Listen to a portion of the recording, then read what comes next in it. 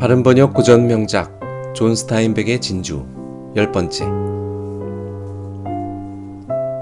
저녁이 되자 이웃들은 초막집에 둘러앉아 옥수수빵과 콩을 먹으며 아침에 있었던 대단한 화제거리에 대해 이야기를 나누었다. 잘 몰라도 그 진주는 좋은 진주 같아 보였지만 그런 진주는 처음 본 데다 확실히 그 상인들은 그들보다는 진주의 가치에 대해 더 많이 알 것이라 여겼다. 그리고 생각해봐. 그들이 말했다. 그 상인들은 의논하지도 않았는데 3명이 각각 그 진주가 값어치 없다는 것을 알고 있었잖아. 하지만 만약 그 전에 짠 거라면?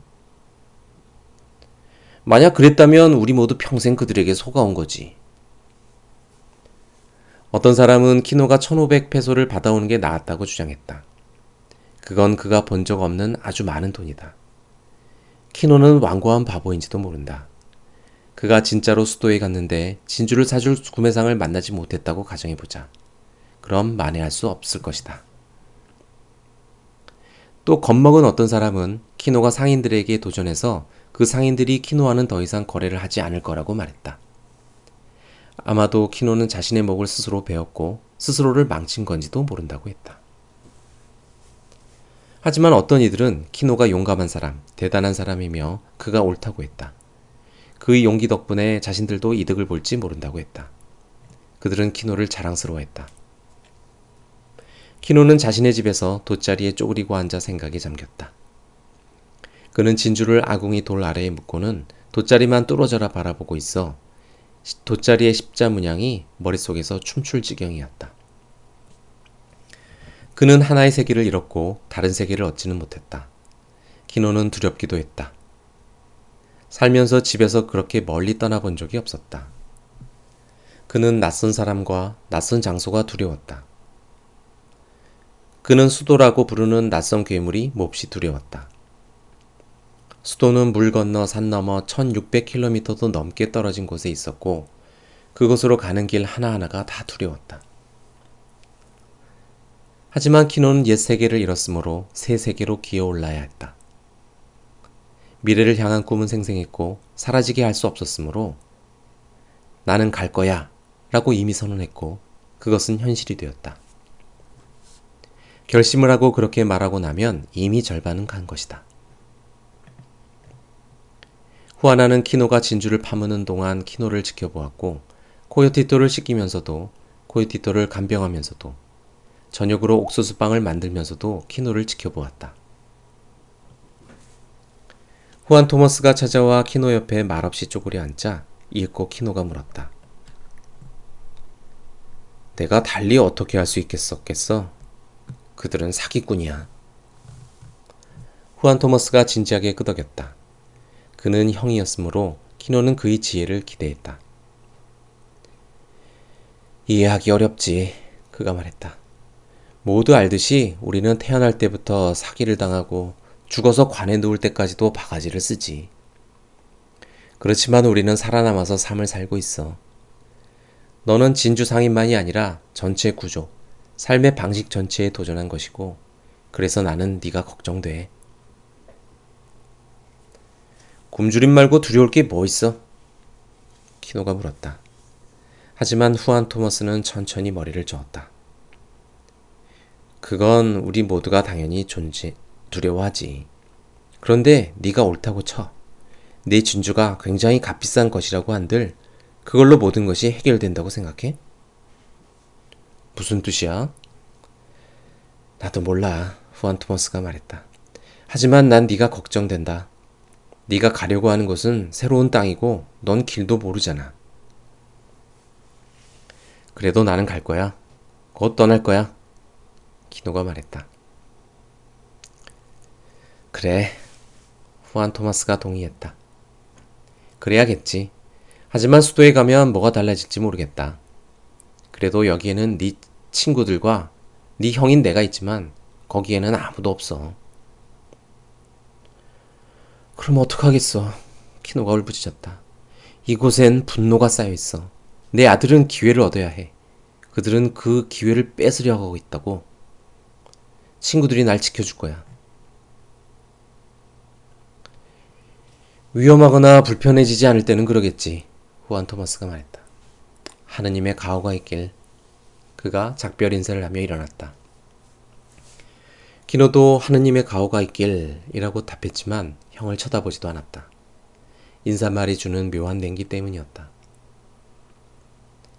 키노는 후안이 가고 나서도 한참 동안 돗자리에 앉아 생각에 잠겼다. 무기력과 음울한 절망감이 찾아왔다. 모든 길이 막혀있는 것처럼 보였다. 그의 머릿속에서는 오직 어두운 적의 노래만이 들려왔다. 그의 감각은 뜨겁게 살아있었지만 깊은 생각에 빠져들었다. 그것은 그의 민족이 남겨준 선물이었다. 내려앉은 새들의 졸린 불평소리, 고양이가 사랑을 나누는 소리, 해변에서 잔물결이 밀려왔다 물려가는 소리, 멀리서 쉬익 하는 소리 등 그는 밤중에 몰려드는 모든 작은 소리를 들었다. 그리고 그는 바닷물이 밀려나면서 버려진 해초에서 나는 자극적인 냄새도 맡을 수 있었다. 장가지가 확 타오르면서 돗자리 무늬가 넋 잃은 그의 눈앞에서 어른거렸다. 후아나는 그를 걱정스럽게 지켜봤지만 그를 이해했고 그저 침묵하고 그의 곁에 있어주는 것이 그를 도와주는 최선임을 알고 있었다. 악의 노래가 들려왔을 때에도 그녀는 가족의 안전과 화목, 무사평안을 기원하는 가족의 노래를 부드럽게 부르며 싸웠다. 그녀는 코요티토를 팔에 감싸 안고 악마를 내쫓는 노래를 불러주었으며 그녀의 목소리에는 어두운 음악의 위협에 맞서는 용기가 서려 있었다. 키노는 꼼짝하지도 않았고 저녁을 달라고도 하지 않았다. 후아나는 그가 원할 때 저녁을 줄 생각이었다. 그의 눈은 무엇인가 몰두한 것 같았고 그는 초막집 밖에서 경계하며 지켜보는 악을 느낄 수 있었다. 깜깜한 밤이 되길 기다리는 어둠이 살금살금 다가오는 걸 느낄 수 있었다. 그것은 어둑어둑하고 끔찍했으며 그를 부르고 위협하고 도전해왔다. 그는 오른손을 셔츠에 넣어 칼을 만지며 눈은 크게 뜨고 일어서서 출입구로 걸어갔다. 후아나는 그를 막으려 했다. 그를 세우려 손을 들며 두려움에 입을 열었다. 키노는 잠시 밖의 어둠을 내다보더니 밖으로 나갔다. 후아나는 갑작스레 닿는 소리, 소리를 내며 몸부림치는 소리, 주먹으로 가격하는 소리를 들었다. 그녀는 잠시 공포로 얼어붙었지만 곧 고양이처럼 자신의 입술을 악물고는 코요티토를 바닥에 내려놓았다. 그리고는 벽난로에서 돌을 집어 들고 밖으로 달려나갔지만 그땐 이미 상황이 끝나 있었다. 바닥에 쓰러진 키노가 일어나려 버둥거리고 있었고 근처에는 아무도 없었다. 단지 그림자들과 파도치는 소리와 멀리서 들리는 바람소리만 있었다. 하지만 악은 사방에 있었다. 울타리 뒤에 숨어있고 초막집 뒤로 드리워진 그림자에 웅크리고 있었고 공중에 떠다니고 있었다. 후아나는 돌을 떨어뜨리고 키노를 팔로 부축해서 집 안으로 들어갔다. 피가 그의 머리에서부터 흘러내렸고 뺨에는 귀에서부터 턱까지 기다랗고 깊게 베인 칼자국이 나 있었다. 키노는 넋이 반쯤 나가 있었다. 그는 머리를 좌우로 흔들어댔다. 셔츠는 찢기고 풀어헤쳐져 있었으며 반쯤 벗겨져 있었다. 후아나는 그를 돗자리에 내려놓고 얼굴에 엉겨붙은 피를 치마로 닦아주었다.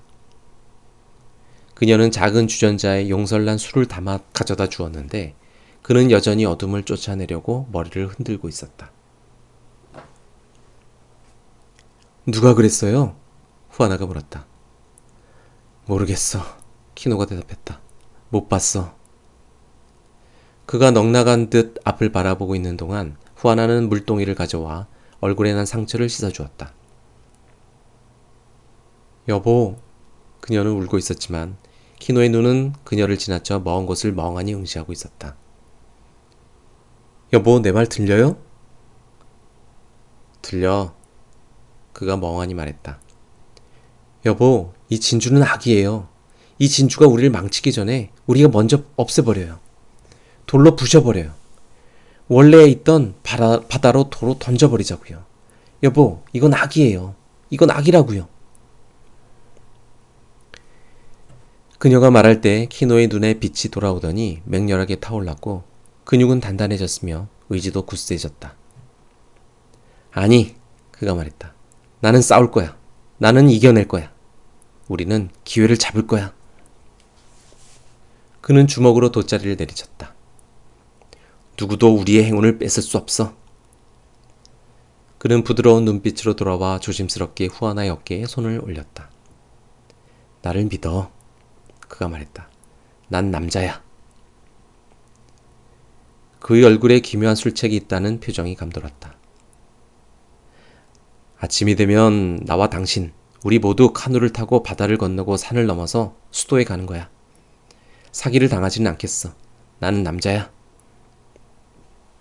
여보, 그녀는 잠긴 목소리로 말했다. 나는 두려워요. 사람이 죽을 수도 있어요. 진주를 도로 바다에 던져버려요. 쉿! 그가 단호하게 말했다. 나는 사내라고. 쉿! 그의 목소리가 결연했기에 그녀는 입을 다물었다. 조금 잡시다. 그가 말했다. 날이 새면 출발할 거요. 나랑 가는 게 무섭진 않겠소? 괜찮아요, 여보. 그는 부드럽고 따뜻한 눈길로 그녀를 바라보고는 그녀의 뺨을 어루만졌다. 잠시 눈을 붙입시다. 그가 말했다.